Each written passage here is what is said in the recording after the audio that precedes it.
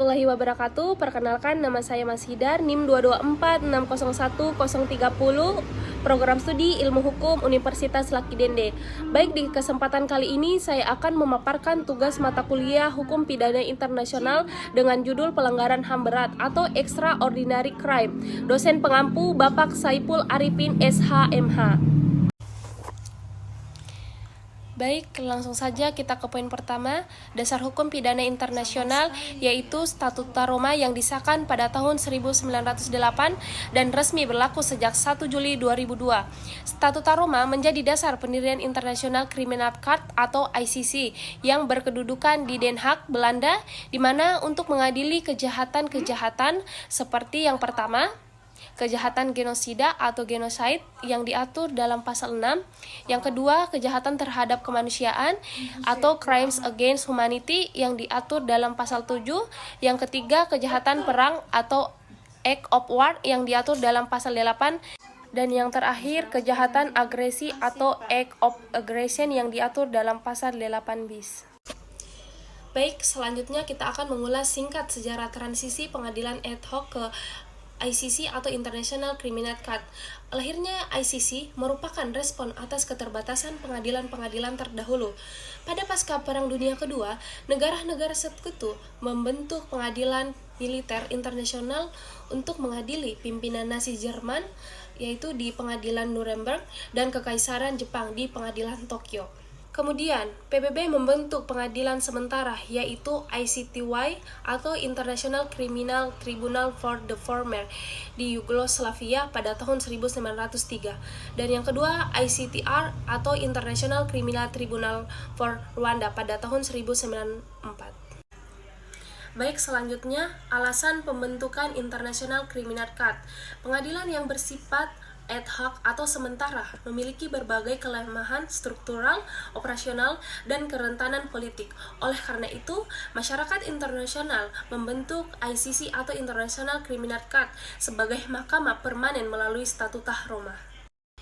Negara Indonesia hingga saat ini, Indonesia belum mengadopsi atau meratifikasi Statuta Roma yang menjadi dasar pembentukan Mahkamah Pidana Internasional atau International Criminal Court.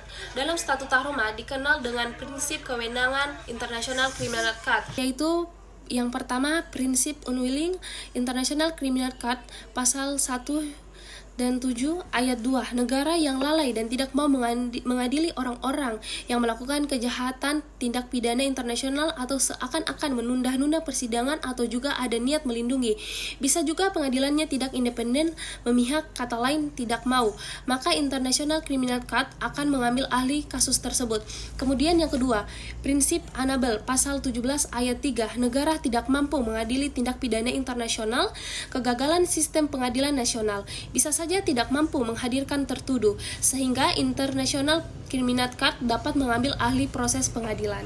Sedangkan di negara Indonesia mengatur pelanggaran HAM berat, walaupun kita belum meratifikasi Statuta Roma dan bukan bagian dari anggota, tapi beberapa norma HAM berat sudah dimasukkan dalam Undang-Undang Pengadilan HAM nomor 26 tahun 2000. Telah membuat aturan tersendiri terhadap kejahatan genosida yang diatur dalam pasal 8, kejahatan terhadap kemanusiaan yang diatur dalam pasal 9.